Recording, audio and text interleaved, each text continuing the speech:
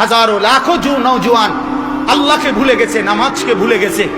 কোরআনুল কারীম মুসলমানের সন্তান স্কুলে পড়ে, কলেজে পড়ে, ইউনিভার্সিটিতে পড়ে, বাংলা, অঙ্ক, ইংরেজি, পদার্থবিজ্ঞান, জীববিজ্ঞান, রসায়ন বিজ্ঞান, উচ্চতর গণিত, তথ্য যোগাযোগ প্রযুক্তি।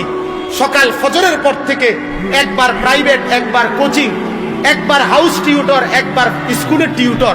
কত জাতের, কত রঙের, কত পড়া পড়ে, এত কিছু পড়ে একটা গোল্ডেন এ প্লাসের জন্য, একটা এ প্লাসের জন্য।